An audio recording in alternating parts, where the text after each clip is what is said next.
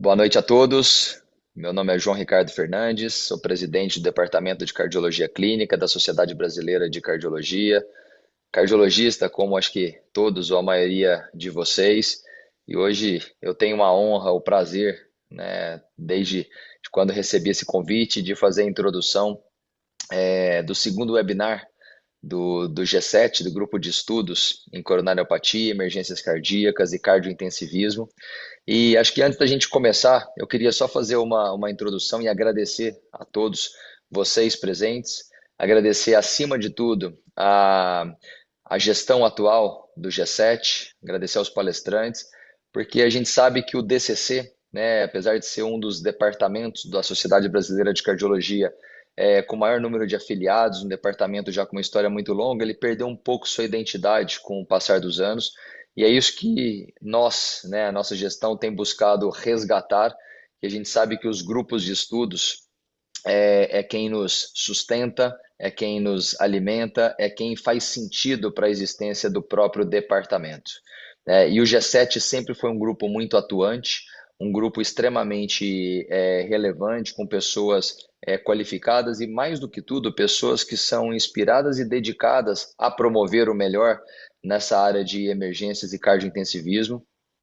Então, acho de fundamental importância termos esse webinar hoje e até aproveito para colocar aqui a conhecimento de todos, já que não é segredo mais, que até pelo tamanho, pela relevância do grupo de estudos de emergências cardíacas e cardiointensivismo, né, pela relevância desse tema, o G7 já está num processo amparado e apoiado pelo nosso DCC, para se transformar num departamento, e tenho certeza que vai ser um departamento de uma relevância extremamente grande, vai contribuir ainda mais dentro da Sociedade Brasileira de Cardiologia.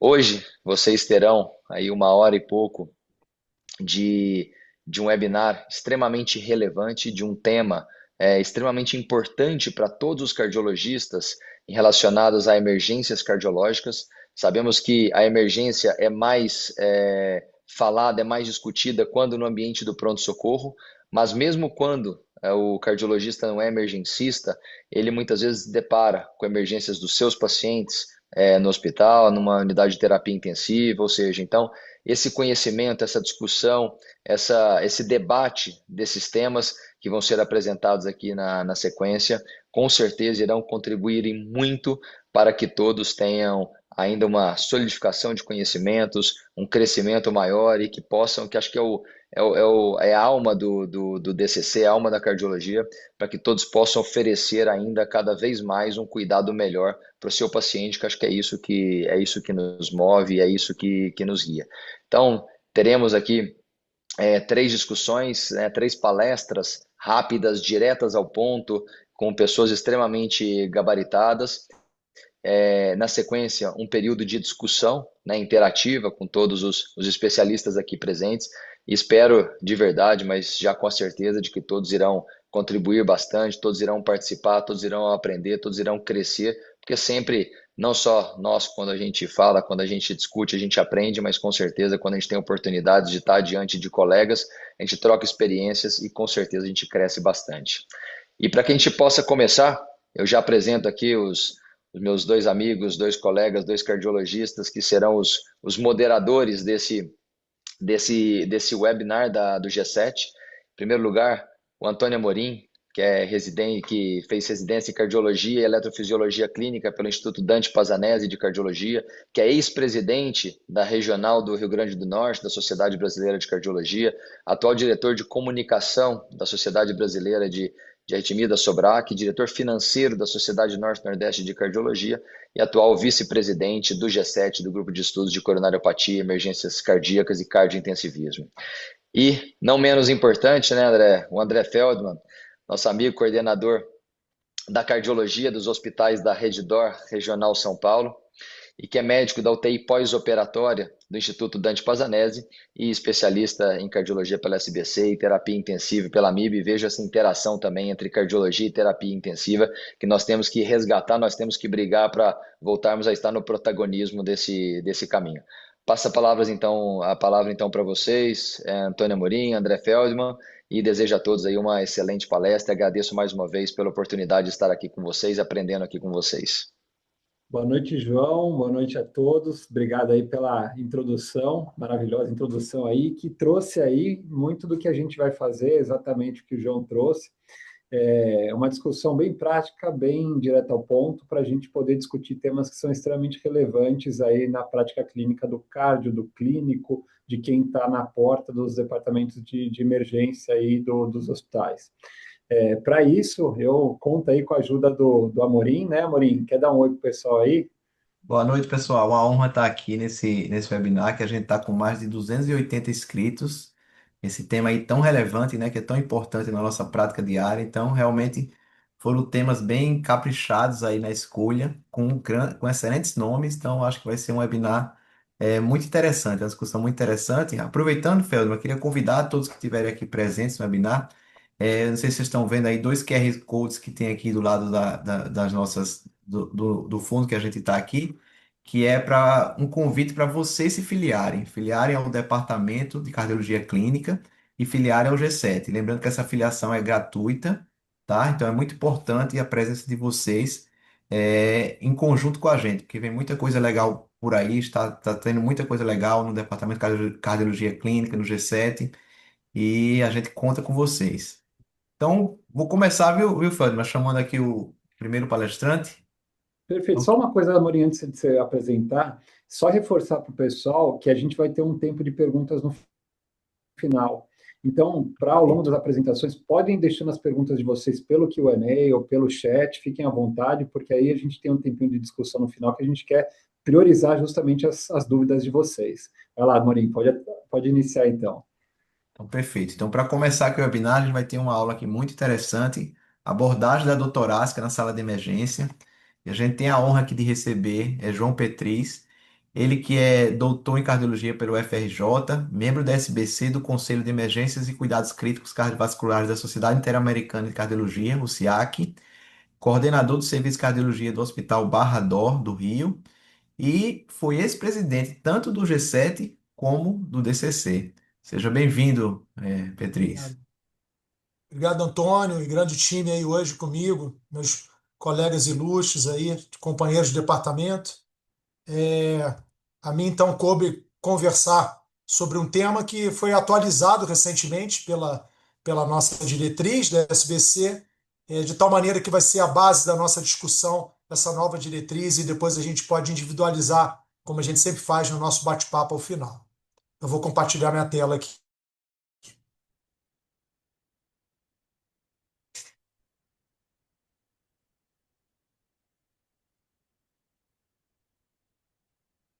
Estão vendo bem? Tá ok? Tá ótimo. Tá ok, João. Tá ok? Tá. Então, a gente vai falar hoje sobre a abordagem da dor torácica na sala de emergência. E, inicialmente, não possuo conflito de interesse para essa apresentação. E a nossa diretriz, ela tem uma característica interessante porque ela enfatiza que o fluxo do paciente desde a chegada à emergência, ele tem uma intenção final de uma via segura, né, que a gente chama aqui como termo rollout, que é o termo da possibilidade de conseguir ao final uma alta segura, ou uma internação no paciente com risco crítico, seja por doença coronariana aguda, seja por algum diagnóstico associado, e aquele paciente que merece uma observação adicional que tem que ser identificado conforme vamos conversar à frente aí nessa diretriz. Qual é a escala do problema? 5% das visitas de emergência, pelo menos, são relacionadas à dor torácica, sendo que isso corresponde a quase 40% das internações. Isso é um custo global multibilionário, né? 10 a 30 bilhões aí em relação ao custo global desse diagnóstico. 90% dos eletros são não diagnósticos, então o eletro contribui, mas existe uma lacuna. E quase 50% desses eletros que têm infartos, eles não têm uma alteração clara. O grande medo é a alta inapropriada, né? 2 a 10% dos casos têm risco significativo de morte, podem ter alta inapropriada. E o grande receio também é a internação desnecessária, ou seja, o desperdício de recurso, né? Muitos pacientes acabam tendo uma permanência hospitalar, um alto custo hospitalar, sem a necessidade de investigação de alta complexidade. A rota diagnóstica, então, ela passa pelo conceito dos 4 passos, né? Avaliação clínica inicial, a clínica soberana, junto com o eletrocardiograma. O segundo passo, a definição de risco, probabilidade pré-teste, definição, identificação de sintomas, sinais de instabilidade do paciente. Exames iniciais, aqui destacando aqui a troponina de alta sensibilidade consagrada, consolidada como um exame fundamental, sobretudo nos pacientes sem sinais críticos. E o paciente que merece uma investigação anatômica ou funcional com imagens complementares. O fluxo do paciente, então, com dor torácica, ele caminha desde a porta do hospital, a partir de um sintoma suspeito, seja dor torácica ou equivalente anginoso, ou um sintoma suspeito de uma característica crítica, e que o paciente, nesse momento, ele tem um eletro realizado, uma rápida monitoração, e em 10 minutos, em até 10 minutos, ele precisa ter uma documentação, se ele já tem um caminho expresso por uma documentação eletrocardiográfica de um supra clássico ou de uma alteração crítica, e o desafio diagnóstico dos casos duvidosos, os novos padrões eletrocardiográficos que o colega a seguir vai conversar, a rota do paciente guiada por imagem e o motor de decisão pela troponina. Vejam vocês que, então, que existe uma corrida contra o relógio, né? O fator do até 10 minutos, o contato inicial com o médico, mas é o contato com o diagnóstico devido do eletro, né? O objetivo primário é descartar ou confirmar imediatamente o infarto com supra, que gera uma rota expressa, a monitoração do paciente, naturalmente, e acoplar o monitor e a propriedade de poder desfibrilar para caso dessa necessidade. Utilizar oxigênio apenas se a saturação menor que 90% ou desconforto importante, o acesso venoso rápido e a realização do eletro em até 10 minutos. Veja vocês que existe uma armadilha do eletro dito como normal, né? É o mito do eletro normal. A repetição seriada eleva a sensibilidade de menos 50% para até 90%, quando você tem uma repetição a cada 15 a 30 minutos, que ela é obrigatória quando você tem mudança de sintomas ou sintomas persistentes, ou se você tem uma mudança do quadro clínico. E nós temos, nesse cenário também, sempre incluir as derivações de parede posterior e as derivações ventriculares direitas, sobretudo V3R e V4R.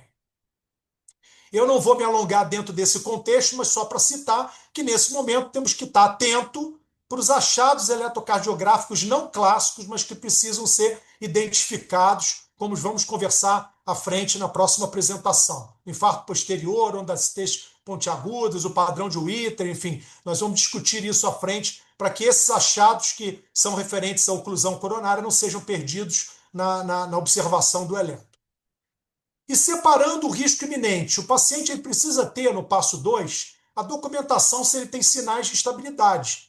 Documentação hemodinâmica, se ele tem sinais de choque, hipotensão, extremidades frias, se ele tem um enchimento capilar enleitecido, se ele tem uma instabilidade respiratória, dispneia, edema agudo de pulmão, se ele tem arritmias graves ou bradicardias graves, se ele tem alguma característica clínica de gravidade, uma dor refratária persistente, um rebaixamento do nível de consciência, e eles entram dentro de uma rota acelerada, onde se aciona o time de resposta rápida e se foca em estabilização e exames à beira do leito.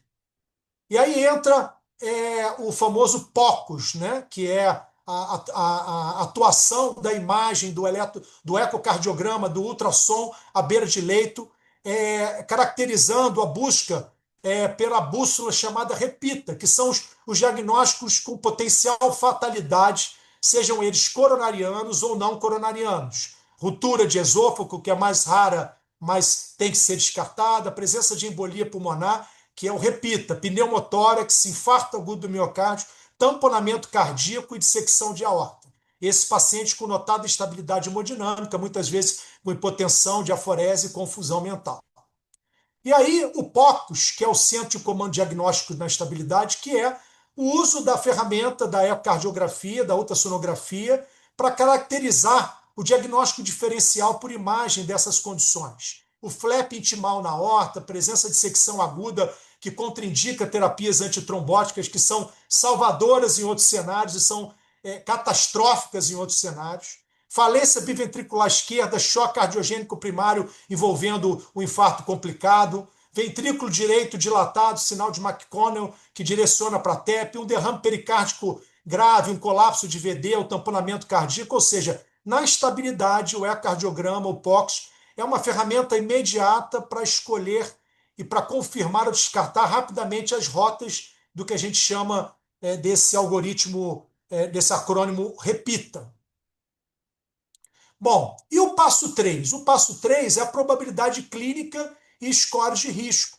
Nós temos que identificar o risco de síndrome coronariana aguda, aquele paciente que ele se afastou dessas características de grande estabilidade, e a gente precisa investigar através de uma investigação sistematizada. Sistematizada não significa que o julgamento clínico, que a expertise clínica não esteja dentro desse cenário, mas é uma investigação sistematizada pelos scores de risco, o SCORE-HAT, que é o pilar de avaliação dos pacientes estáveis sem oclusão óbvia no eletro, para investigação do risco de doença coronária obstrutiva e o risco de evento coronariano agudo. Identifica pacientes de baixo risco quando ele é menor que 4, candidatos potenciais a alta, como a gente vai conversar adiante. O risco de TEP pelos scores de Wells e Genebra, e também utilizamos o marcador dedímero, né? O corte maior que 500 ou idade maior que 10 em pacientes com mais, ou idade vezes 10 em pacientes com mais de 50 anos. O risco de síndrome aórtica aguda, os scores ADD-RS ou aorta, que são ferramentas para objetivar o risco clínico de secção de aorta. E nesse cenário, aplicação para guiar a necessidade e a urgência da realização de angiotomografia. Começando, então, pelos pacientes com suspeição clínica de doença coronária. A gente abandona nessa diretriz os termos dor típica e atípica para evitar confusão. A gente, nessa diretriz, simplificou utilizando uma nova classificação, que é suspeição alta, moderada ou baixa de doença coronária aguda. E a lente clínica para essa suspeição associada à tipicidade do sintoma, né, da caracterização do sintoma, é o SCORE-HAT aqui, que caracteriza a probabilidade pré-teste de doença coronariana e também de risco, né? Esse paciente, então, ele tem a característica história, típica ou não típica, ele tem alteração típica de eletro ou não, ou eletro inespecífica, ele tem o fator idade, a presença de fatores de risco e a presença ou não de troponina aumentada. E ele é um grande medidor da decisão, sobretudo quando ele caracteriza um risco baixo. A calibração maior desse score até é para a caracterização do risco baixo dos pacientes no auxílio à alta. E os fluxogramas essenciais da TEP e dissecção, tromboembolismo pulmonar, como eu falei, aplicação do score de Wells e Ears para probabilidade clínica, baixa probabilidade de solicitar dedímero, se negativo tem um auxílio à alta, se alta probabilidade angiotensia pulmonar direta. E na dissecção de aorta, se suspeita moderada, também com auxílio do dedímero, e você pode ter então um ADRS alto ou dedímero positivo, que caracteriza a necessidade de usar a tecnologia racionalmente da angiotensia de aorta. Agora, o passo 3, ele envolve, sobretudo, um grande avanço que é o catalisador biológico aqui, que é da troponina ultrassensível, né? A troponina ultrassensível foi um avanço inegável, né? Tem uma precisão molecular de 10 a 100 vezes superior à troponina convencional. Ele é um marcador de detecção precoce, permite rastreio seguro em pacientes com início de sintomas menor que 3 ao invés de 6 horas. Existe uma agilidade de fluxo, viabiliza algoritmos acelerados em 0 a 2 horas, que eu vou discutir a seguir. E os giros de leito, né, reduz o tempo médio de internação na emergência em torno de 5, 6 horas para em torno de 3 horas. A injúria miocárdica aguda, então, é caracterizada com uma ascensão e queda maior do que 20%, pelo menos com um valor acima do percentil 99. Como que eu caracterizo isso? Isso é o espectro da lesão verificada pela troponina. O que ela realmente diz? Se você tem uma variação menor do que 20%, mas que envolve o percentil 99, esse paciente ele tem uma injúria miocárdica crônica. Ele pode ser um paciente com insuficiência cardíaca, com insuficiência renal, tem outras características que podem. Se ele tem uma troponina acima do percentil 99 para o kit e tem uma variação acima de 20% com curva de ascensão e queda, esse paciente tem uma injúria aguda.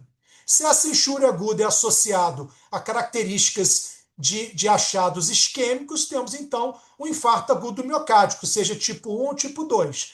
E se não temos, temos uma injúria miocárdica por outras características, são as miocardites, a presença do Takotsubo, do TEP, da sepsis, eventualmente até uma insuficiência cardíaca grave com essa manifestação. A troponina acusa morte celular, mas não define isoladamente se a causa foi obstrutiva ou sistêmica. Eu costumo dizer que a culpa do diagnóstico diferencial não ser coronariano não é da troponina, é a expertise médica que vai definir a probabilidade clínica de uma doença ou de outra. Né? Antigamente a troponina foi um pouco demonizada, mas o CAT foi normal. Não, se existe injúria, o risco do paciente ter uma complicação, ele não muda, e não muda a decisão de internar e investigar. Então, o papel da troponina hoje é muito mais amplo. E a cinética da lesão também é um conceito do delta, que é um conceito moderno, que caracteriza para a gente não a necessidade de observar o alcance da variação plena de 20%, que às vezes só acontece às 3 horas ou acima de 3 horas, quando você já está habilitado de, na primeira hora ou na segunda hora, verificar se existe uma curva de mudança da troponina. Como caracteriza essa curva de mudança para tomar decisão? Bom, nós temos então, eu vou colocar aqui como algoritmo de 0 a 1 hora, mas pode ser também, que seria o padrão ouro, mas individualizado para as características individuais e vamos dizer assim, viabilidade operacional de cada hospital, nós temos eventualmente a necessidade de 0 a 2 horas. O paciente, então, dentro da logística, né, de cada hospital, tem a primeira troponina documentada na admissão e a segunda documentada em 1 hora ou 2 horas. Se você tem um paciente com a primeira troponina muito baixa, um valor muito baixo, sem alteração em 1, 2 horas, ele é o paciente que você descarta injúria miocárdica e ele tem uma probabilidade de infarto no decorrer da internação menor do que 1%, caracteriza a possibilidade de alta segura se não houver outros sinais de risco. Se o paciente tem, por outro lado, um valor inicial muito alto, eu vou escrever a seguir a tabela desses valores, ou então um grande salto de troponina em 1 hora, ainda que antes de alcançar o percentil 99, mas já um grande salto, caracteriza nesse paciente uma probabilidade de infarto de 50% a 75%. Isso com valor preditivo positivo acima de 70%, correspondendo a 8% a 20% dos pacientes que são verificados, né, estratificados no hospital. E os pacientes amarelos são aqueles com risco intermediário, que não preenchem esses critérios, que têm elevações intermediárias de troponina e que têm uma probabilidade de infarto entre 5% e 20%. Veja vocês, então, que isso não é para se decorar, mas isso é para se conhecer. Você tem que fazer uma visita, né? Isso é um dever de casa que a gente tem que fazer. A gente tem que conversar com o nosso colega do laboratório, com o coordenador do laboratório de análise clínica, para entender esses valores do nosso kit, para migrar, para fazer uma translação dessa medicina de bancada do laboratório, de cada hospital, para decisão clínica na emergência. Veja vocês, valores aqui, vamos pegar esse kit do Roche, por exemplo. Muito baixo, menor que 5. Baixo, menor do que 12. Entre 0 e 1 hora, se tiver uma variação menor que 3, é aquele paciente que não vai ter uma probabilidade de ter infarto. Se ele já tem um valor inicial muito elevado, de 52, ele tem uma grande possibilidade de ter infarto. Se na primeira hora ele já tem uma ascensão maior que 5, ele já tem uma probabilidade de estar com um infarto em evolução. Ou seja, o delta define mais o paciente nesse protocolo de 0, 1 hora, 0, 2 horas, do que efetivamente o alcance do critério efetivo de injúria miocárdica por aquela variação de 20% que eu descrevi. Bom, então, se o início dos sintomas é menor que 3 horas, ou se a primeira troponina tem um valor muito baixo, temos então uma nova coleta obrigatória, não utilizar uma única dosagem para descarte. Nós precisamos de mais uma segunda dosagem, porque ainda está dentro do ponto cego de documentação de ascensão da troponina. Uma única dosagem negativa só descarta o infarto com segurança se o início do sintoma for superior a 3 horas. Eu fiz um resumo aqui, que até foi o que eu apresentei no nosso congresso. O paciente com o início de sintoma maior que 3 horas, uma única dosagem, caso documentar valores de troponina de alta sensibilidade classificados como muito baixos. Se sintomas menor que 3 horas ou troponina detectável na primeira dosagem, fazer segunda coleta com intervalo de 1 ou 2 horas. Se você tem uma troponina de alta sensibilidade com valor considerado alto ou acima do percentil 99 na primeira ou na segunda coleta, ou se tem variação significativa de alta sensibilidade dentro do critério de cada kit, né? Você tem aquele delta, aquela elevação, esse paciente tem os critérios de Rulin, infarto confirmado ou provável. E se os valores de troponina de alta sensibilidade não estiverem elevados sem variação significativa após 1 ou 2 horas, ou se uma única dosagem estiver muito baixa e esse paciente já chegou depois de 3 horas, esses pacientes então estão dentro do critério de rule-out com infarto descartado.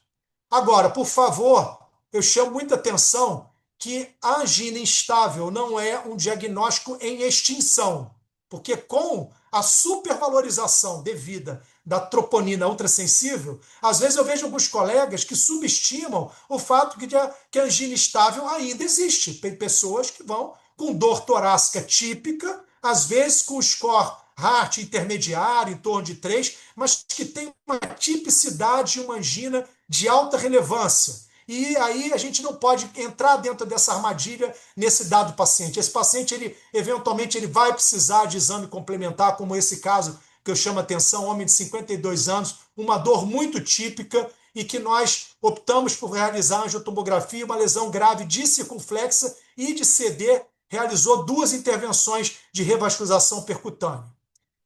E o paciente que está na zona cinzenta, esse paciente precisa de exame complementar, precisa do exame de imagem. Se ele já possui doença arterial coronária prévia, ele entra para a realização de exames funcionais de isquemia, eco de estresse, ressonância de estresse ou medicina nuclear. E se a isquemia for severa, proceder direto ao CAT. E se ele paciente não tiver doença coronariana prévia conhecida, esse paciente vai para a angiotensina de coronárias como a principal recomendação.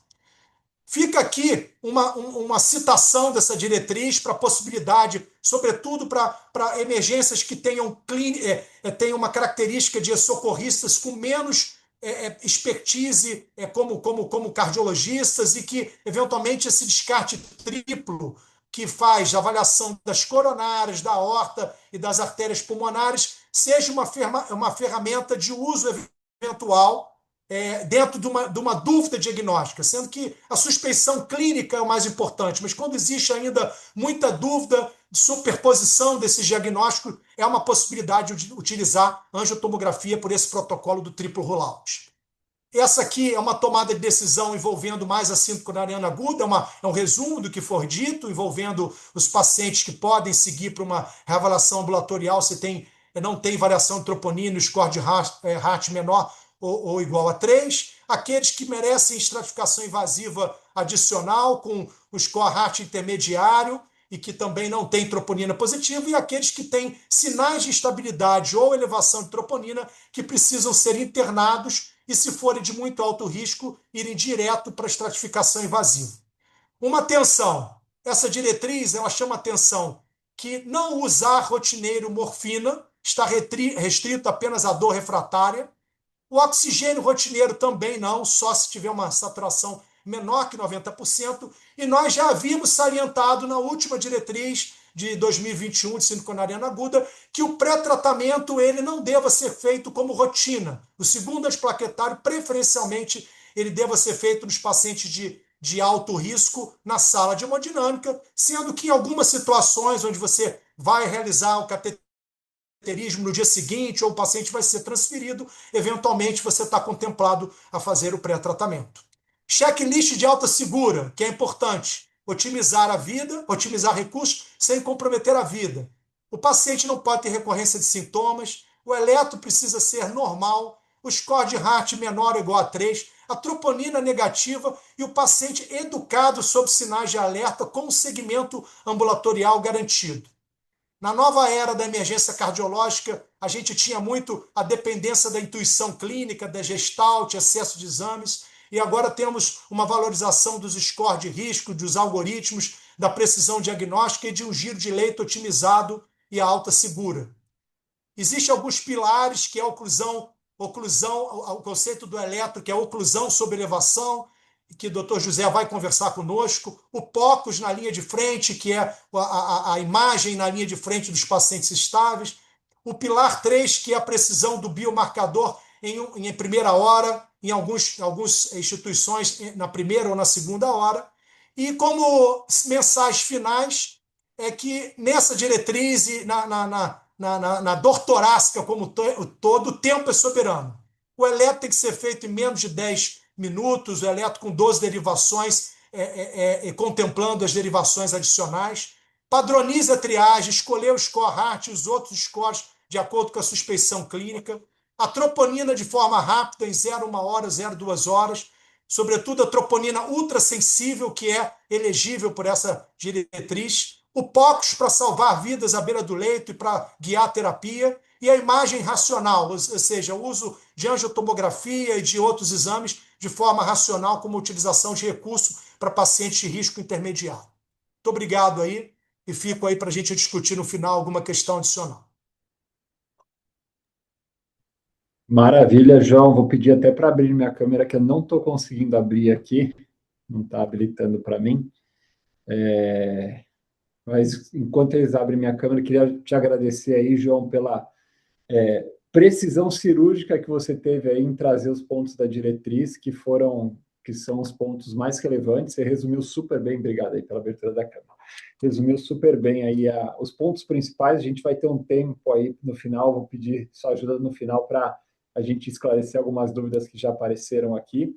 E não só muito didático e muito cirúrgico, você trouxe um resumo aí no final que deu as mensagens-chave principais. Gostei demais, foi muito bom. Vamos lá, vamos seguir aqui.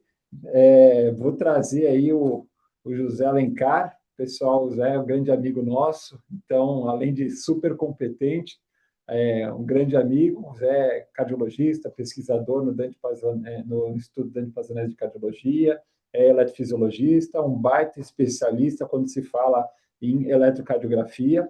E o tema que ficou aí, o desafio que ficou para o Alencar é, além do supra, como que a gente repensa a classificação na síndrome coronária aguda. Zé, a palavra é sua, obrigado mais uma vez pela presença. Obrigado, André. Espero que todos estejam ouvindo. Obrigado, Antônio, também pelo convite. É uma honra estar aqui com vocês. Bom, então é isso. Eu vou falar sobre esses achados, né, que os colegas João já deu uma pincelada para vocês. Repensar a classificação das síndromes coronárias além do supra é algo necessário. Vocês vão entender por quê nos próximos slides. Eu não tenho também nenhum conflito de interesses com esse tema. E aí eu quero só deixar aqui a pergunta para vocês, né? O que esses dois ECGs têm em comum? O de cima é um ECG que tem supra desnivelamento do segmento ST, um supra de parede inferior, e o de baixo não tem supra. Então, o que esses dois têm em comum? Nada. Não há nada em comum com esses dois elétrons.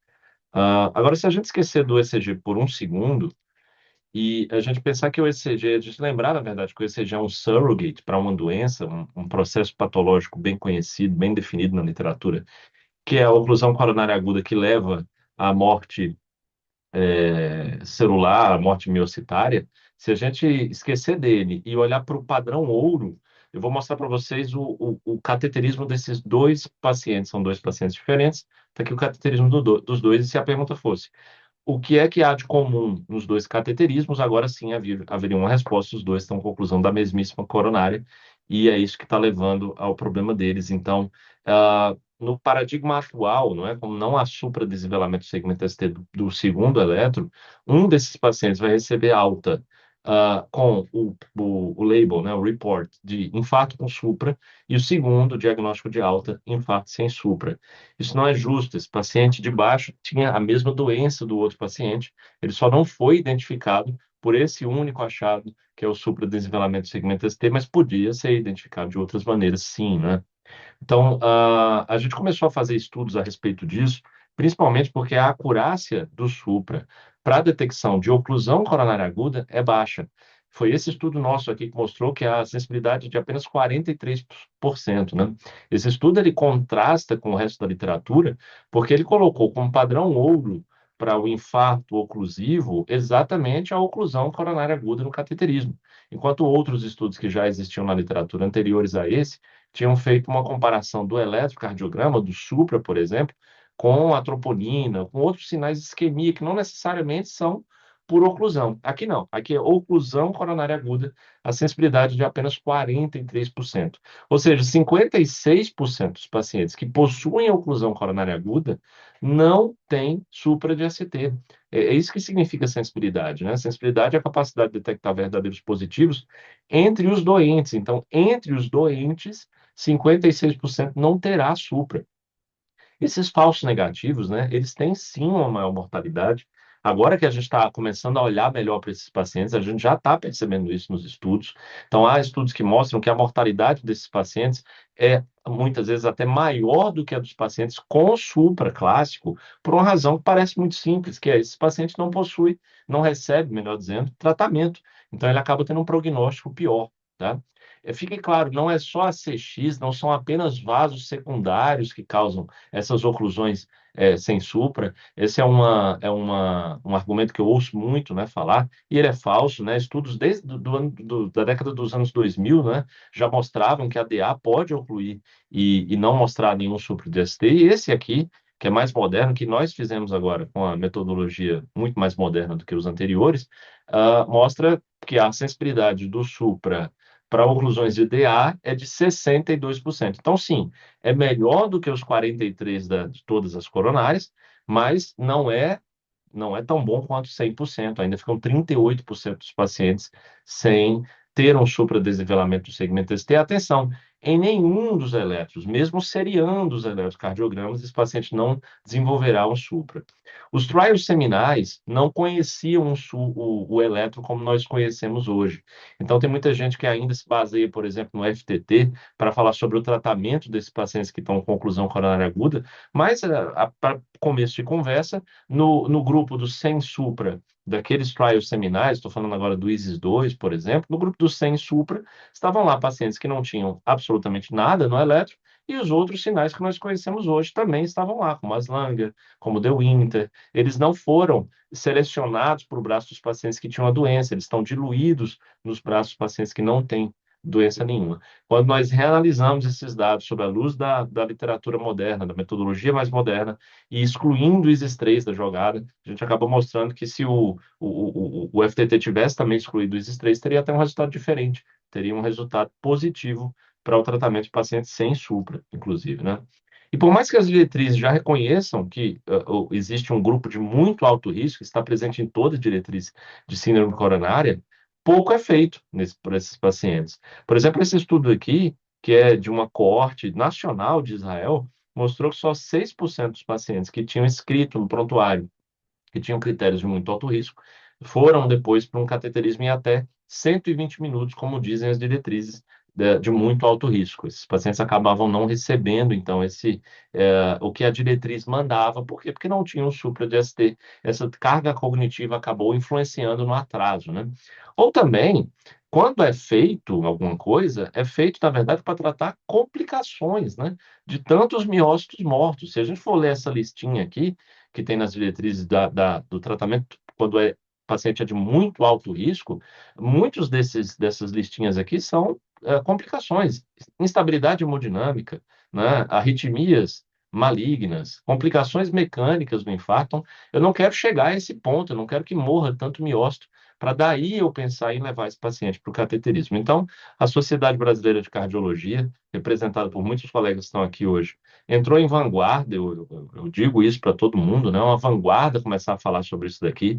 Não tenham dúvidas que a Sociedade Brasileira vai marcar o seu nome na história para o futuro, quando a gente for ver esse paradigma bem determinado no mundo inteiro, a sociedade brasileira vai conseguir ter a honra de dizer que foi uma das primeiras a colocar em diretriz essa mudança. E aí, para vocês terem um exemplo, né, do que a Sociedade Brasileira de Cardiologia falou nessa diretriz, vejam esse paciente aqui. Essa paciente fez um eletrocardiograma, que é esse que os senhores estão vendo, e que foi laudado pelos colegas como um eletrocardiograma negativo, tá, para isquemia. E como o paciente tem esse eletrocardiograma negativo, ele entra naquele outro caminho, né? Se o indivíduo não está lendo essa nova diretriz, ele vai entrar em um outro caminho, pode acabar atrasando o tratamento dele, mesmo que ele tenha oclusão coronária aguda, como os senhores estão percebendo.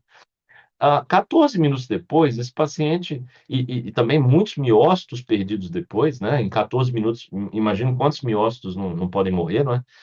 O eletrocardiograma foi refeito e está aí o supradesivelamento de segmento ST apareceu agora na parede inferior.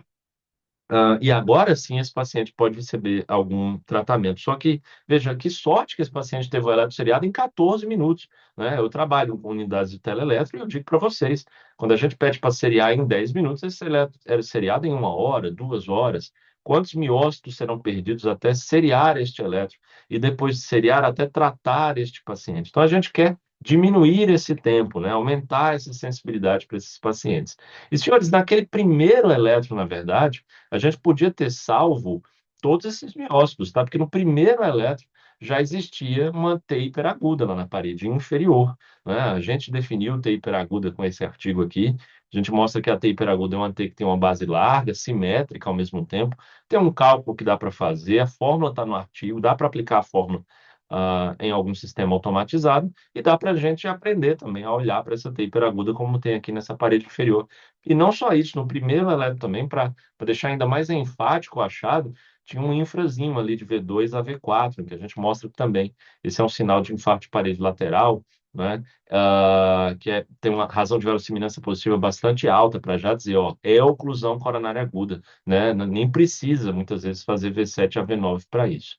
Agora, o futuro desse diagnóstico mesmo, né? Já que a gente está aumentando tanto a complexidade dele, eu admito que isso está acontecendo, muitos outros sinais agora têm que ser aprendidos, está na inteligência artificial. Então, hoje já existem modelos de inteligência artificial que você pode tirar uma foto do eletrocardiograma, riscado, manchado de café e amassado porque alguém tirou do lixo para tirar a foto.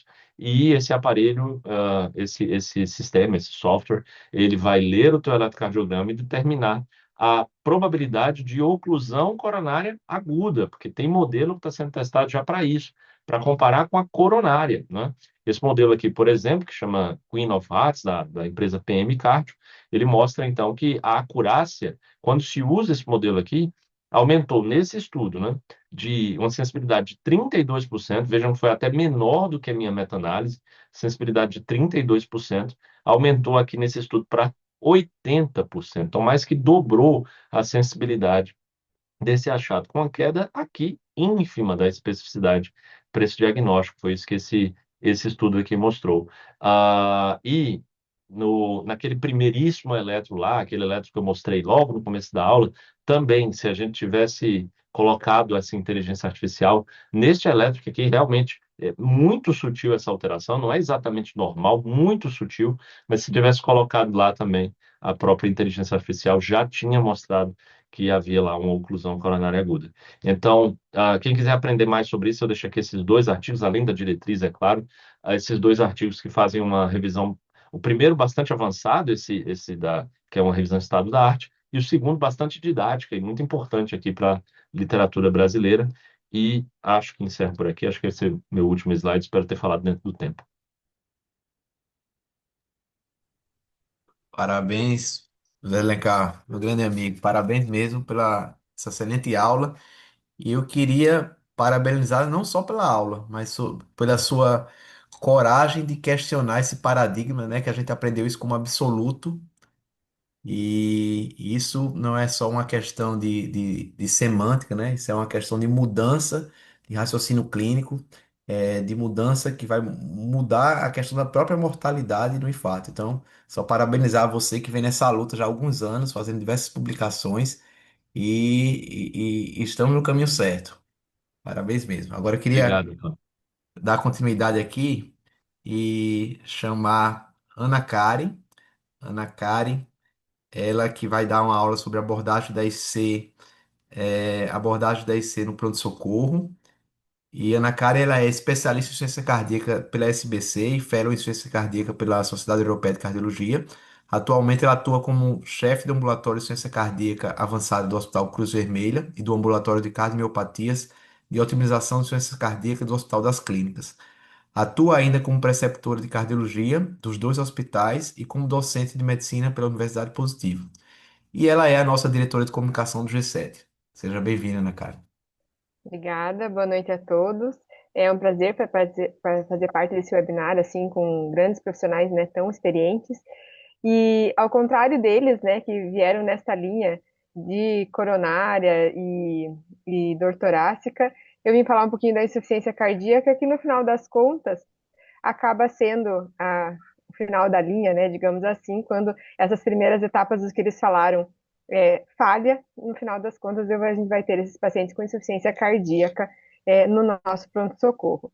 E eu não tenho conflitos de interesse para essa apresentação, mas por que é tão importante, então, falar de insuficiência cardíaca, né, afinal de contas? A insuficiência cardíaca, ela é muito comum nos nossos pronto-atendimentos. Algumas referências mundiais colocam ali que a insuficiência cardíaca ela é responsável por cerca de 1% dos atendimentos, mas a gente sabe que na prática acaba sendo muito mais que isso, né, nas nossas unidades, muitas vezes porque, apesar dessa incidência, muitas vezes o diagnóstico inicial da insuficiência cardíaca, ela difere do diagnóstico final, ou seja, muitos dos pacientes que estão chegando com insuficiência cardíaca descompensada, na verdade, são reconhecidos.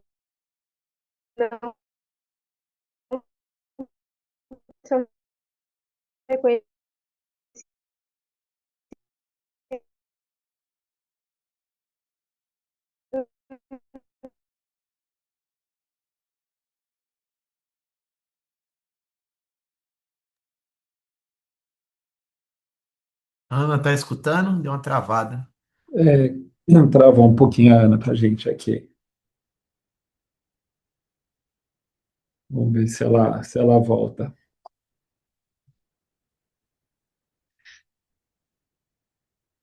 Se a Ana cair, a gente consegue adiantar algumas perguntas aqui, que acho que ela travou mesmo. Se puder abrir a nossa câmera aqui, aí, beleza, joia. De repente, a Ana voltando daqui a pouco, a gente consegue continuar com ela. Vamos, isso, beleza. Eu vou até aproveitar, já que a gente tem esse tempinho, e já começar as perguntas aqui para a gente não perder tempo, na verdade. João, deixa eu te perguntar uma coisa aqui. Você acha que dentro do cenário de emergência, a troponina ultrassensível, que é um dos grandes focos das diretrizes, ela, pensando no não cardiologista, que a grande maioria do médico está na porta, ela ajuda ou ela atrapalha o não cardiologista? Olha, eu estou convencido que para o clínico ela ajuda também, André, porque até tem uma apresentação que eu falo que a culpa não é da troponina, é a necessidade do julgamento clínico, né, do marcador, né? Porque quando a gente consegue documentar a presença de injúria miocárdica, né, a injúria miocárdica ela é caracterizada pela aquela variação de ascensão e queda de 20% acima do percentil 99. Para qualquer diagnóstico, esse paciente ele tem uma indicação de internação pelo risco de complicações de qualquer diagnóstico. Então, na verdade, o pessoal demonizava um pouquinho a troponina, porque não necessariamente esse paciente ele precisa ir para cateterismo de urgência, que era a suspeição de que todos esses pacientes teriam síndrome coronariana aguda como o diagnóstico subjacente da elevação da troponina. E eu acho que aí o julgamento clínico identificando que o paciente ele tem porque ele fez uma injúria, ele pode complicar, pode fazer uma arritmia, pode entrar em insuficiência cardíaca, né? Ele tem um diagnóstico a esclarecer, pode ser uma miocardite, pode ser um diagnóstico associado qualquer, uma embolia pulmonar. Então, assim, a informação do Rolim, que é de entrar para ser internado e ser investigado, ela é uma informação legítima. A questão é que você não esperar mais da troponina do que ela pode te oferecer. Você vai ter alguns exames que você vai ter que ter o julgamento clínico, alguns falsos negativos em relação à doença coronária, e aí você vai caminhando, né? E aí, por isso que não vai ser substituído nunca o julgamento clínico, né? Aí ela começa a atrapalhar. Se o pessoal tiver com uma visão um pouco mais formal da troponina, ela pode atrapalhar, né? Eu acho que esse é o desafio. Perfeito. Concordo plenamente, João, concordo 100% com o que você está falando. Vou aproveitar que a Ana voltou aqui e vou passar de volta para ela. A gente não queria perder tempo, viu, Ana? Então, já aproveitei, já mandei a pergunta para o Petris aqui para a gente começar a discussão, mas vou voltar para você e depois a gente retoma as perguntas. Obrigado, João. Vou voltar para você aí, Ana. Justo, justo sim. Então vamos lá, eu tô só retomando aqui onde a gente parou, vou voltar um pouquinho só a informação. Espero que estejam me ouvindo. Qualquer coisa vocês me avisam aqui novamente, desculpem novamente. Então, como eu estava dizendo, né, por que que é tão importante a gente falar de insuficiência cardíaca na emergência, né, que ela é sim muito prevalente, né, nos nossos pronto atendimentos. E o mais preocupante, muitas vezes, é que o diagnóstico, né, a concordância com o diagnóstico inicial, ou seja, ser reconhecido como uma IC descompensada, logo no começo, ali na porta, no pronto atendimento, muitas vezes há uma discordância de até 88%, ou seja, pacientes que chegam com diagnóstico de insuficiência cardíaca descompensada, 88% das vezes podem não ser reconhecido, então, como uma insuficiência cardíaca descompensada, né? E já existem vários estudos que já demonstram que esse diagnóstico inadequado está associado a maior mortalidade. Então, reforçando aqui, por que é tão importante a gente falar de insuficiência cardíaca aguda ou insuficiência cardíaca descompensada no pronto atendimento? Existem sintomas que são muito comuns na insuficiência cardíaca, a grande parte de nós, cardiologistas, e até mesmo quem não é cardiologista, está acostumado e espera esses sintomas e esses sinais, né? Então, edema periférico, né, edema de membros inferiores é uma das coisas que é esperado e de certa forma, é muito frequente realmente, né? Então, 2/3 dos casos dos pacientes com IC descompensado realmente tem esse edema periférico. Dispneia aos esforços, né, realmente é o sintoma mais prevalente, né, às vezes até 90% dos pacientes com IC queixam dessa dispneia, né, mas vejam vocês que mesmo a falta de ar, mesmo a dispneia, ela pode ter uma prevalência um pouco variável em relação a alguns estudos, né, chegando até uma média de 46%, né, e uma das coisas que é muito evidente é que nem sempre esses sintomas são tão claros assim. Então, se a gente for olhar os sintomas que estão relacionados à insuficiência cardíaca descompensada, insuficiência cardíaca aguda, a gente tem sim a dispneia, né, que é super comum, edema de membro inferior, que são coisas que são esperadas, a jugular irreguditada e a ortopneia, que são sinais e sintomas que são muito específicos de ser, mas existem outros sinais, que são os sinais de baixo débito, que muitas vezes estão presentes e não são reconhecidos como parte de uma descompensação da insuficiência cardíaca, que é o mal-estar geral, náusea, vômito. O paciente pode estar assim com aquelas mãos, com aquela sudorese fria, né, mal perfundida, hipotenso, e muitas vezes esses sinais não são reconhecidos. E por que isso é tão importante, né? Muitas vezes a gente classifica esses pacientes, né? E por muitos anos a gente usou essa classificação e eu particularmente acho que é uma classificação muito útil no manejo do paciente, né? Que é a classificação de acordo com os sinais de congestão e de baixo débito. Então a gente sempre usou essa classificação, né? Do A, B, C e L, né? Que o B é aquele paciente quente e úmido, ou seja, aquele paciente bastante congesto, mas que ainda está bem perfundido, ele tem a diurese presente, ele não está tão hipotenso, então aquelas extremidades que não são frias, não são geladas, não tem aquela sudorese fria, e esse tipo de apresentação é a apresentação mais comum no pronto atendimento. Então, 67% dos pacientes ainda chegam no pronto atendimento com esse perfil de descompensação da insuficiência cardíaca. Mas a gente tem que lembrar que existem outros perfis também, né, que é o frio e úmido, ou seja, aquele paciente que sim está mal perfundido, já tem sinais de baixo débito e também está muito congesto, e o paciente frio e seco, que é aquele paciente que tem sinais de baixo débito, está bastante hipotenso, tem aquela sudorese, mas ele está seco, ou seja, não tem os sinais de congestão claros.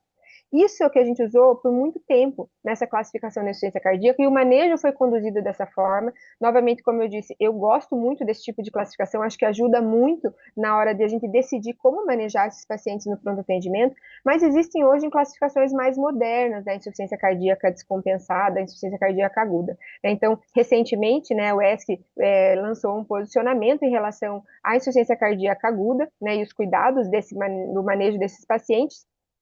E também a gente teve uma outra publicação de uma opinião internacional, né, de experts, assim, em relação ao diagnóstico e tratamento precoce da IC aguda, no pronto atendimento especificamente. E aí eles colocam 4 fenótipos diferentes que são muito úteis na hora de reconhecer e na hora de tratar esses pacientes, né, qual terapia, qual forma de manejo adequada para cada um dos fenótipos. Então, esse fenótipo 1 é aquele clássico, aquele que a gente espera, né, de um paciente com IC aguda descompensada, né, uma IC descompensada. Que é aquele paciente que está bastante congesto, é aquele paciente que vem ao longo dos dias congestando, né, ficando um pouco mais dispneico, um pouco mais limitado. Então, ele vai chegar no pronto atendimento quando ele já não aguenta mais. Se ele tem a dispneia aos pequenos esforços, ele tem edema importante de membros inferiores, é aquele paciente que eu vou auscultar a crepitação, né, bilateral, muito mais, às vezes só à direita, né, então é aquele paciente mais clássico da insuficiência cardíaca aguda, né? Então esse é um pouco mais fácil de reconhecer, porque esses sinais e sintomas que são esperados, eles estão bem evidentes, né? Aquele paciente que tem uma disfunção ventricular importante, tem um aumento das pressões de enchimento, e eu consigo ver claramente a congestão nesse paciente, né? Então, esse é um tipo de fenótipo, e eu já vou falar um pouquinho como tratar esse fenótipo, né? Esse tipo de paciente descompensado. A gente tem um outro tipo, que é o edema agudo de pulmão, né? O clássico edema agudo de pulmão, que muitas vezes está relacionado a um edema agudo hipertensivo. Né? Então, ele é também reconhecido como uma forma de descompensação da insuficiência cardíaca. É aqueles pacientes que fazem, né, um início muito abrupto, geralmente relacionado ao pico pressórico, realmente. É um paciente que está bastante vasoconstrito, tem bastante edema pulmonar. Muitas vezes ele não tem tanto edema de membros inferiores, né? Mas não tem tanto edema periférico, até porque essa manifestação é um pouco mais aguda, ela está relacionada mais ao pico pressórico, né? E aí esse paciente ele também vai precisar de um manejo em relação a diurético, que eu já vou comentar um pouquinho mais para frente, mas principalmente é um paciente que tem bastante sinais de hipertensão, né, uma pressão bastante elevada, e é por isso mesmo o manejo em relação a vasodilatadores para ele é um pouco diferente, né, um pouco mais agressivo nesse sentido. Um outro fenótipo que essas mesmas classificações, né, mais modernas colocam, é o paciente com insuficiência cardíaca direita isolada. A gente quase não fala desse perfil de paciente, ele realmente é um paciente menos comum no nosso pronto atendimento e que muitas vezes ele não consegue ser reconhecido como uma IC descompensada, porque o paciente ele não tem uma dispneia tão evidente nesse caso, mas ele tem bastante congestão à direita, né? Muita congestão venosa mesmo, né? Uma das coisas que eu comento sempre assim com os alunos e com os residentes, né? Que a IC esquerda ela é ar, a IC direita ela é água, né? Como assim? Ambas, né? Qualquer um dos tipos de insuficiência cardíaca descompensada, você tem dispneia, você pode ter dispneia, pode ter congestão, obviamente, né? Não estou dizendo que sejam coisas diferentes, né? Mas uma das coisas que a gente percebe é que o paciente com EC esquerda, ele tem muito mais sinais de dispneia, o paciente mais de intolerância aos esforços, e o paciente da EC direita, ele é muito mais congesto, então aquele fígado muito palpável, aquele paciente que tem um edema inferior bastante importante, que ele tem ascite muitas vezes, né? Então é um paciente que a gente tem muito mais água, né? Então por isso que eu costumo dizer fazer essa diferenciação. E uma das coisas que é interessante é que nesse paciente eu preciso muito mais apoiar, né, incentivar a decongestão. Então esse é o paciente que vai precisar muito mais de furosemida e que vasodilatador nesse paciente não vai ter tanto benefício e pode até piorar o quadro do paciente. Então vejam vocês que esses fenótipos são bastante importantes, essa diferenciação dos tipos de C descompensada. E a gente tem ainda um quarto fenótipo, que é o mais preocupante, é o mais grave, que é o choque cardiogênico, né? Então, nesse paciente, é o paciente que tem sinais mesmo de baixo débito, é o paciente com gesto, e é o paciente que está com aquela sudorese fria, aquele paciente que muitas vezes está confuso, né, vem apresentando sinais já de confusão mental justamente por conta do baixo débito. Existe um termo, muitas vezes, assim, que o paciente fala, uma runheira, assim, sabe? Aquela sensação de mal-estar, de não digeriu muito bem, que não está uma sensação de empachamento. Muitas vezes o paciente pode ter só essa manifestação do choque cardiogênico, né? E aí, aqui, nesse caso, é o paciente que eu preciso atender com maior urgência, porque na grande maioria das vezes é o paciente mais grave e que pode descompensar para uma situação até mais grave no sentido de óbito, enfim, né? E aí, para avaliar, né, todos esses fenótipos, então eu coloquei esses 4 fenótipos, e aí, para a gente classificar qual o melhor deles, cada vez mais a gente tem tido novas ferramentas, né, à nossa disposição, né? Além, obviamente, de um exame físico bem feito, de uma anamnese bem feita para entender o que aconteceu com esse paciente, por que ele descompensou. Existem hoje ferramentas no pronto atendimento que a gente pode fazer uso e que podem nos ajudar nessa classificação do paciente. Então, uma delas é o NT-proBNP. Eu sei que não está tão disponível, né, em todos os hospitais. Existem hospitais mais, não digo mais simples, mas com menos recursos, digamos assim, em que eu não tenho o NT-proBNP tão rápido no pronto atendimento, mas ele está muito relacionado ao aumento das pressões de enchimento, ou seja, aquele paciente mais congesto, né? E aí, muitas vezes, isso me ajuda no diagnóstico, especialmente para descartar quando eu tenho alguma dúvida se é realmente uma IC descompensada ou não. Então, a gente tem essa regra, né, de que se você tem o NT-proBNP mais baixo, isso você consegue descartar a possibilidade de descompensação da IC e pensar em outros diagnósticos diferenciais. Uma segunda ferramenta que essa sim tem sido cada vez mais falada, que é o POCUS, é o ultrassom pulmonar. Então ele vem entrando cada vez mais como uma ferramenta central, né? A gente teve um parecer recente nosso aqui colocando realmente a importância do POCUS, a importância de você fazer o ultrassom pulmonar, tanto para a gente ver a relação de congestão, né, linhas B, como principalmente, né, a veia cava dilatada, isso ajuda muito na congestão sistêmica. A gente tem que lembrar que pacientes de C de longa data, muitas vezes, eles não têm aquela congestão de edema de membro inferior tão importante, né, porque eles já estão adaptados, mas a veia cava vai estar bastante dilatada, isso também ajuda nesse diagnóstico, nessa diferenciação dos tipos e de qual estratégia de tratamento eu vou usar de forma mais adequada e mais rápida, né? Então, o ultrassom ele também pode te ajudar não só para ver congestão, mas para você ver disfunção ventricular. Às vezes eu tenho dúvidas, né, de que tipo de disfunção eu tenho, né? E não sei a fração de ejeção, por exemplo, né, desses pacientes. Obviamente que rápido, não é a ideia, não é saber se é 20% ou 25% de fração de ejeção, mas eu consigo ter essa ideia de uma disfunção ventricular mais importante, né? E tudo isso vai integrar para a minha decisão clínica, né? Do como que eu vou manejar esses pacientes.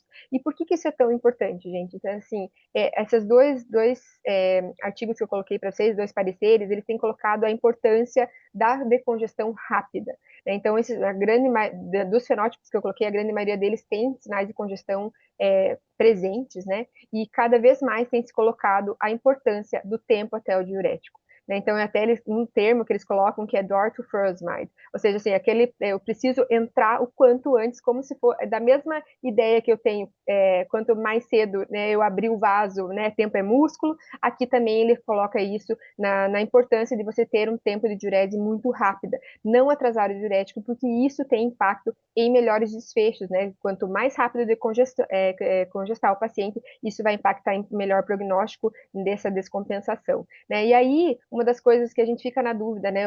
Eu sempre vejo, assim, às vezes, né? Meio que um padrão. Furosemida, 2 ampolas de 8 em 8, ou uma ampola de 2 em 12, uma coisa meio aleatória. E, na verdade, a gente tem recomendações, né? De que no paciente que descompensou, a gente faz 2 a 2 vezes e meio a dose oral que o paciente usava, convertida para endovenoso. E se é um paciente naive, né? Um paciente que é mais C primo diagnóstico, a gente começa então com 20 a 40 miligramas endovenoso, e aí a gente vai tateando esse paciente se eu preciso otimizar ou não. E como que eu faço isso?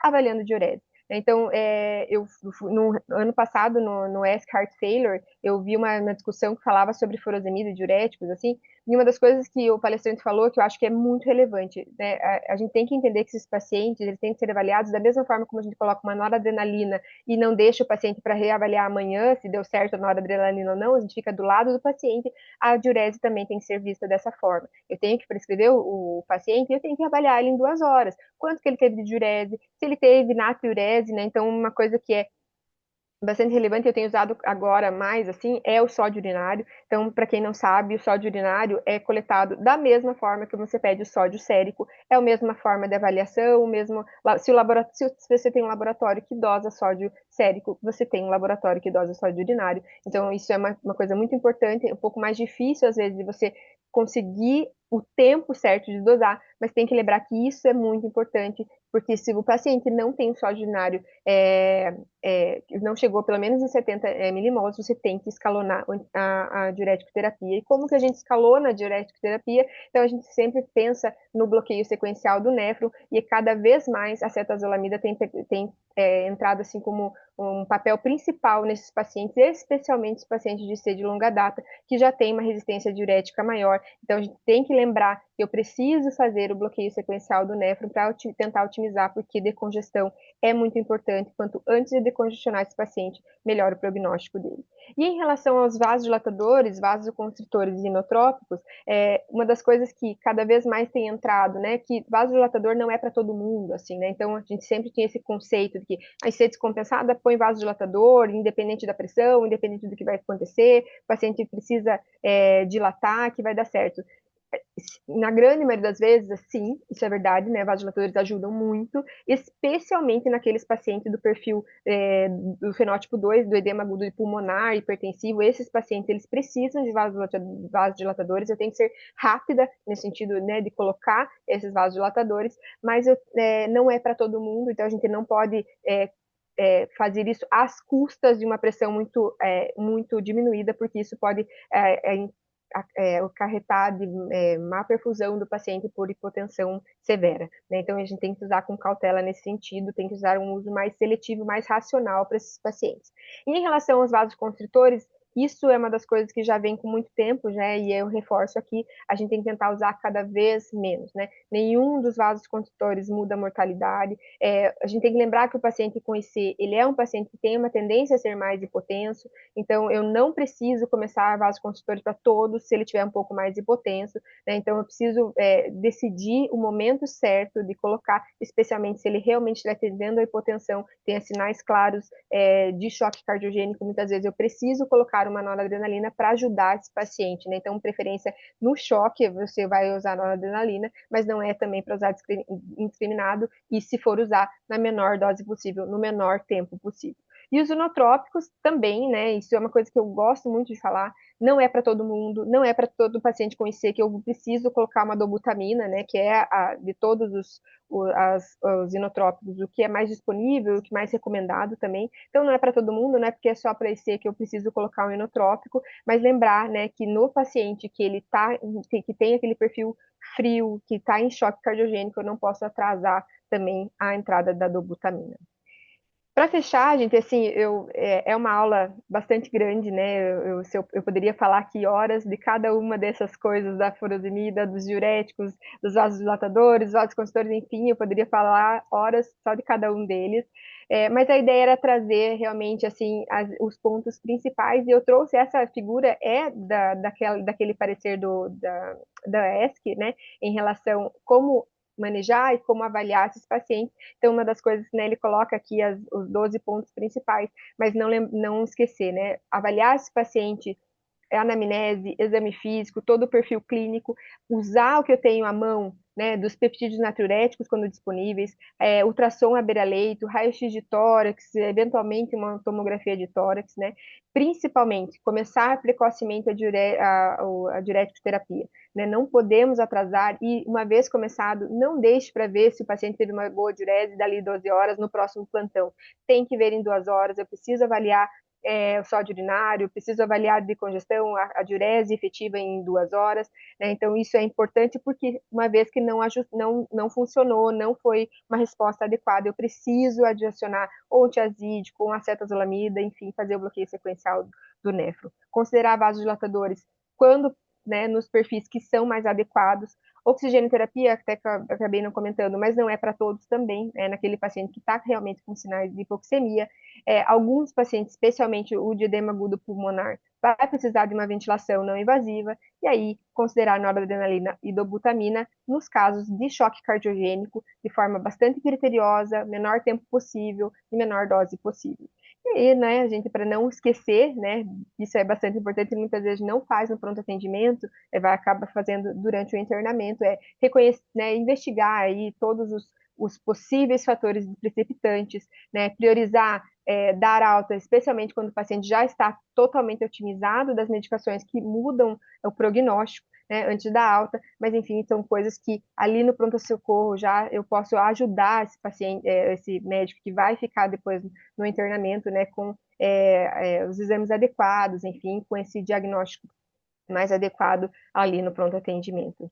Basicamente, acho que era isso. Desculpe novamente por ter caído aqui. Eu fico à disposição, então, agora para a gente discutir um pouquinho sobre todos os temas. Sensacional, Ana. Parabéns pela aula super didática. Cada slide bonito aqui. Fiquei todo olhando seus slides aí. Falei, caramba, que slide bonito. Pois tem que me ensinar a fazer isso aí, hein?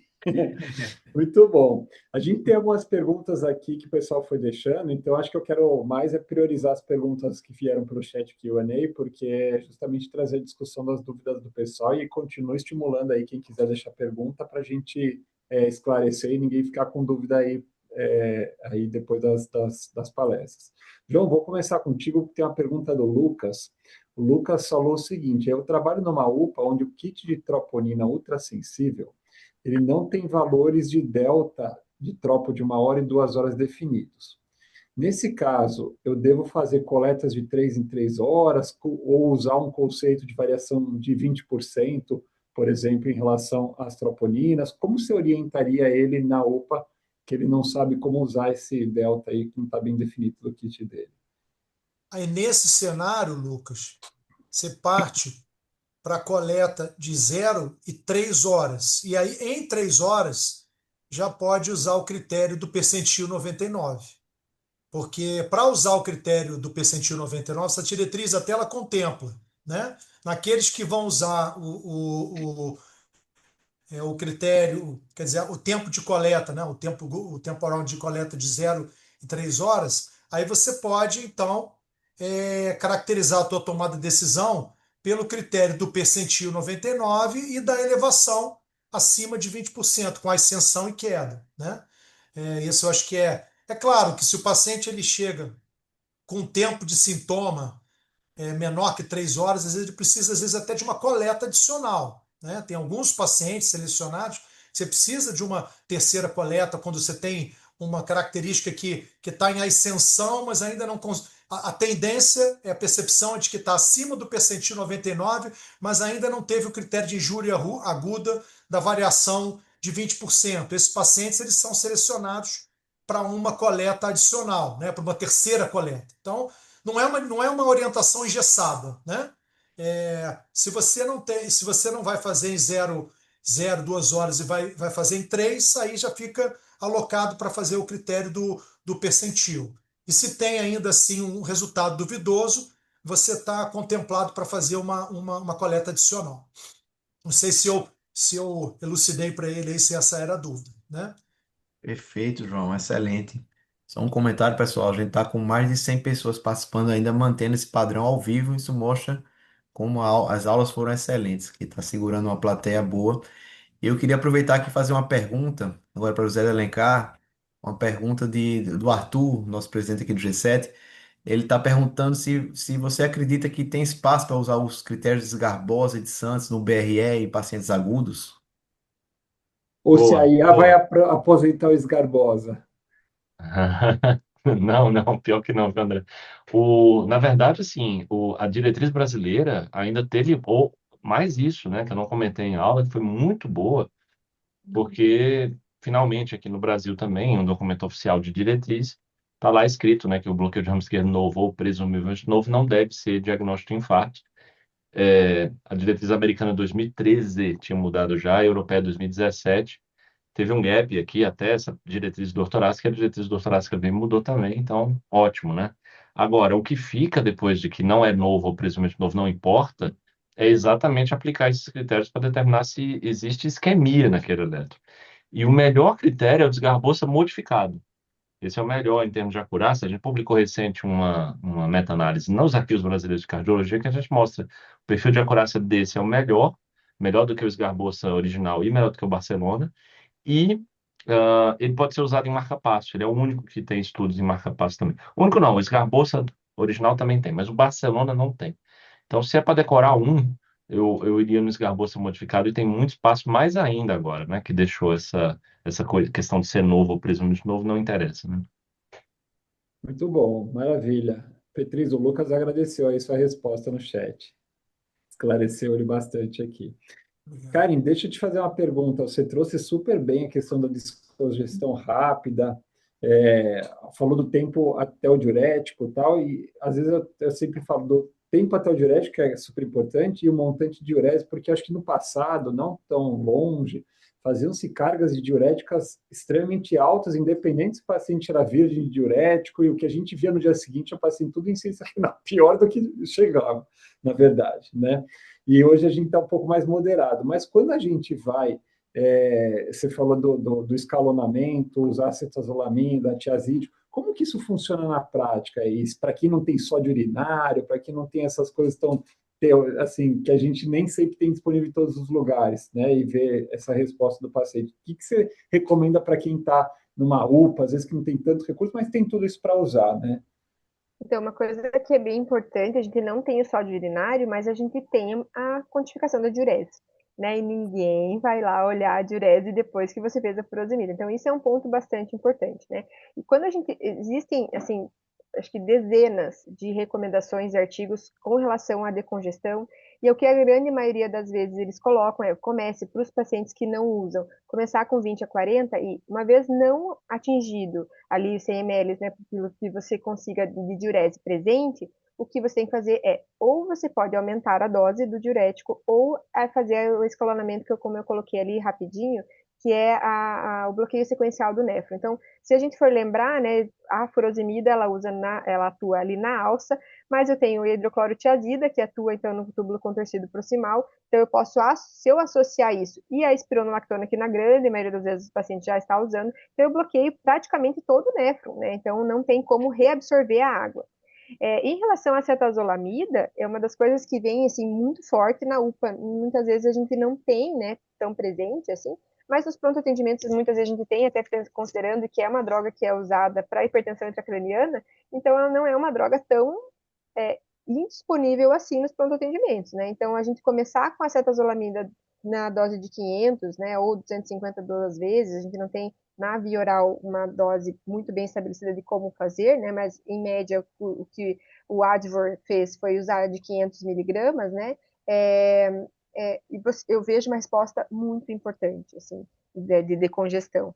Existem outras estratégias ainda, que é furosemida em bomba e solução hipertônica, mas daí no pronto atendimento, muitas vezes a gente não consegue fazer uso disso, né? Já é um pouco para paciente mais que está arrastando ao longo dos dias, né? A diurese, mas basicamente é isso. Então, acho que eu vejo isso ainda, sabe? As pessoas colocando doses muito altas, meio que um padrão de dose para todo mundo, e não esquecendo de olhar, né, que o paciente como um indivíduo, não é, a dose não é padrão. A furosemida eu posso ir tateando à medida da resposta da furosemida, né? Então, acho que esse é o ponto mais importante. Perfeito, maravilha. Acho que ficou bem claro aí para uma receitinha aí para o pessoal. Beatriz, é bom, eu agradeço o pessoal que está chegando bastante pergunta, estimula aí a chegar, a mandar. Tem uma pergunta da Líbia, ela falou o seguinte: eu tenho dúvida sobre como usar o clopidogrel na sala de emergência na suspeita de uma síndrome coronária aguda sem supra, e no paciente de alto risco. Então, ela está falando um pouquinho de pré-tratamento com clopidogrel. Você consegue dar uma revisitada nisso para ela? Sim. Ó, a questão do pré-tratamento com clopidogrel, a gente tem que ter uma consciência que é a droga de utilização mais ampla, né? Porque tem disponibilidade, questão de custo, as nossas UPAs. O paciente que tem risco hemorrágico muito alto, ou que é um paciente que ele está alocado, porque alguns locais têm disponibilidade para cateterismo muito rápido, né? Tem alguns hospitais públicos que têm uma alocação para esse doente de alto risco para realizar o cateterismo como é recomendado dentro das primeiras 24 horas, mas particularmente rapidamente, dentro de 2, 6 horas. Nesse caso, a gente segura o pré-tratamento, porque o paciente ele vai rapidamente e vai ter uma escolha individualizada na sala, até porque o tempo de ação de outras drogas, tipo clopidogrel, ou até o prasugrel, pode ser individualizado conforme o cenário do cateterismo, né? Um cenário mais trombótico, enfim. Então, se você tem um paciente que vai rapidamente para o cateterismo, se é um paciente que ele tem uma dúvida diagnóstica, você tem suspeita que não é síndrome coronariana, tem suspeita que é uma dissecção, que é uma miocardite, você não vai fazer. E se é um paciente que tem risco hemorrágico alto, você não faz. Agora, por outro lado, é um paciente que você vai transferir para fazer o cateterismo no dia seguinte. Esse cateterismo vai ser feito ali depois de 12 horas ou perto de 24 horas e, eventualmente, até você, vida real, vai perder o prazo do ideal das 24 e vai fazer um pouco depois. Esse paciente, se não tiver uma contraindicação por risco hemorrágico, ele estaria contemplado ao pré-tratamento. É isso que a nossa diretriz individualiza, porque ela dá uma questão democrática para a realidade nacional, entendeu, André e Lívia? Assim, e aí a gente não colocou como uma contraindicação absoluta como o europeu, que é a realidade europeia do cateterismo muito precoce. Então, na nossa diretriz, é preferencialmente não fazer. Se tiver risco hemorrágico alto, não faz. Se tiver dúvida de diagnóstico, não faz. Se for rápido para o CAT, não faz. E se for um paciente de risco hemorrágico menor e com cateterismo mais tardio, está contemplado a possibilidade de fazer. Esse seria um resumo aí clínico assim para ela. Não sei se você também gosta muito desse assunto, pode até acrescentar alguma coisa, mas seria um resumo prático para ela. Com certeza, super sucinto, só assina embaixo. Obrigado, João. Carimbado. Excelente, Petrício. Tem outra pergunta aqui agora, novamente do José de Alencar. Henrique está perguntando: a onda T negativa em paciente do contexto de dor torácica, que tem indicação de CAT, quando indicar o paciente que ele está sofrendo de isquemia miocárdica pela onda T negativa? Boa, ótima pergunta, porque inclusive a diretriz trata disso também, né? Ela fala lá de outros critérios de alto risco e cita o Evans, né? Que é um famoso sinal dessa isquemia reperfundida, né? Talvez a pergunta dele esteja direcionada a: será que a gente deve ver com tranquilidade, né? Que essa é só uma estenose crítica da DA, e ponto, né? Como se fosse algo estável, ou é uma lesão que pode significar algo a mais? E na verdade, sim, né? Essa onda T negativa, ela pode significar esse achado pós-isquêmico, né? Ainda começando com aquele padrão bifásico que todos nós conhecemos, aquela T plus minus, e que depois evolui, né, fisiopatologicamente para aquela T negativa. Então, não necessariamente tem que mandar para o CAT se esse paciente agora já está fora do evento e está livre de risco, mas isso tem que ser uma avaliação mais individualizada. Se esse paciente está em grande risco de ocluir de novo, que é isso que essa síndrome de Wellens e o padrão de oclusão reperfundida mostra, o CAT tem que ser pensado com certeza. Maravilha, perfeito. Karen, deixa eu te perguntar uma coisa. No paciente que chega com um quadro de congestão no pronto-socorro, um paciente que já tem uma IC prévia e está bem congesto, enfim, descompensado. E um outro paciente congesto, mas de etiologia talvez também por ser mais um quadro mais hipertensivo. Na abordagem inicial, né, quais as diferenças que você aponta aí para o pessoal de uma forma bem prática entre um e outro, aí, em relação a VNI, vasodilatador, nesses dois casos? Então, isso é uma das coisas que eu comentei ali naqueles dois fenótipos, né? No paciente que está bastante hipertenso, esse é o paciente que ele vai ter mais benefício de uma ventilação não invasiva e de vasodilatador principalmente. E especialmente de você ser mais rápido para iniciar o vasodilatador, porque você está tirando pós-carga, né? Você está aliviando as pressões, então você está fazendo uma pressão positiva para sair um pouco mais essa congestão pulmonar. Isso muitas vezes é o que é mandatório, quanto mais rápido você fazer isso, para você evitar que esse paciente vá para o tubo, por exemplo, né? Porque ele tem uma franca dispneia, né? E você entrar com isso rápido, reconhecer e fazer isso rápido, você tira às vezes esse paciente do tubo, né? Sem precisar, né, grandes coisas tão invasivas. Já no outro paciente que ele não tem uma pressão tão alta, muitas vezes ainda assim ele vai se beneficiar dos vasodilatadores, mas aí a gente tem que ir com um pouco mais de cautela, né? Porque uma das causas de descompensação da insuficiência cardíaca é a infecção. Então, muitas vezes esse paciente pode estar tendendo mais a hipotensão e ele estar mais vasodilatado realmente, né? Então, você entrar com vasodilatador, né, nesse perfil de CIRS, né, de sepsis, enfim, você pode piorar ainda mais o quadro, né? Então, acho que essa é a grande diferença dos dois, né? O paciente mais hipertenso é um pouco mais fácil o manejo, você consegue começar, precisa, né, começar com o vasodilatador mais precoce até, e com a furosemida, nos dois casos, acho que isso não muda muito em relação aos dois casos. Perfeito. Vou até aproveitar e emendar contigo aí, Karen, tem uma pergunta que surgiu aqui no Q&A, sobre descongestão. O que a gente faz num paciente que esteja meio congesto, pulmão congesto, mas sinais de depressão intravascular, por exemplo, uma veia cava pequena, ou mesmo uma lesão pré-renal, uma lesão aguda pré-renal aí. Então, esse é o perfil de paciente que vai muito bem para a solução hipertônica, que é o famoso salgadão, né? Então, eu falei aqui no pronto atendimento, às vezes a gente não faz uso, né? Não está acostumado a usar essa solução, mas basicamente o que a gente faz é pegar a solução hipertônica, realmente diluir com soro fisiológico a 0,9%, e a gente faz um bolos, né? Digamos assim, a gente corre em 1 hora uma solução hipertônica, a ideia, né? Se eu estou colocando lá da fisio, lá do início de tudo, né? Se eu estou colocando uma solução hipertônica, eu vou puxar água para dentro do vaso, né? Então, essa que é a ideia fisiopatológica, né? E aí, uma vez que eu puxo para dentro do vaso, após 1 hora, né, de infusão dessa solução, aí eu faço uma dose de ataque. Aí sim que eu faço a dose de ataque de furosemida, né? E isso vai muito bem. E uma das coisas que a gente usa, assim, meio que como parâmetro, é o sódio do paciente. O paciente que tem um sódio um pouco mais baixo, justamente por estar mais diluído, né? Já ter essa congestão mais periférica, enfim. Você tem o sódio um pouco mais baixo, esse é o melhor cenário para usar a solução hipertônica. Dá para usar assim, sem receio de que o paciente vai fazer hipernatremia, não faz, porque a ideia é você tirar de fora do extracelular para puxar para dentro do vaso, e aí você consegue, então, fazer estresse de furo, que a gente chama, né? E o paciente aumenta muito a diurese. Eu tive um paciente, ele estava arrastando a diurese assim, há um tempo. Quando eu comecei com a solução hipertônica, ele teve 9 litros de diurese de um dia para o outro. Então, assim, a resposta é bastante boa, assim, dessa solução hipertônica.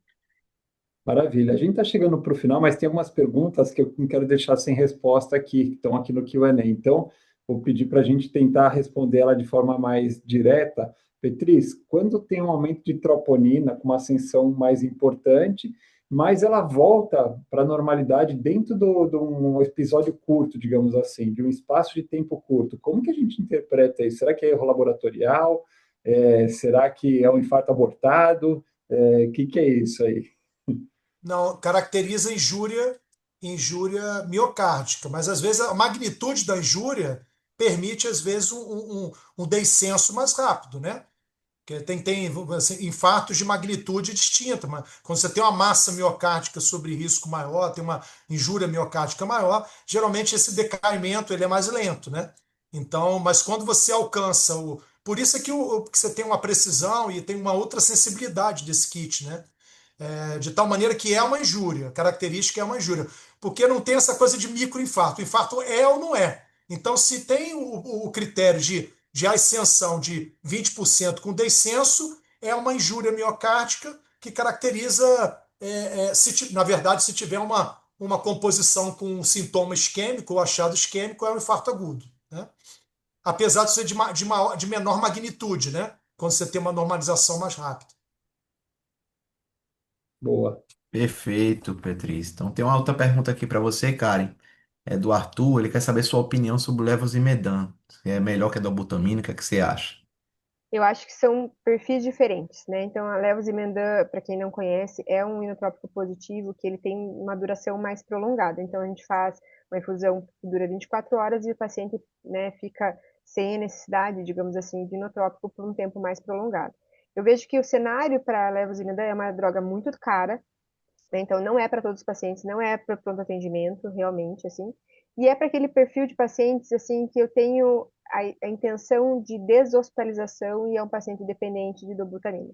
Então, é um outro perfil, é um outro cenário, né? As duas drogas são muito boas, mas são para tipos de pacientes diferentes, eu acredito assim.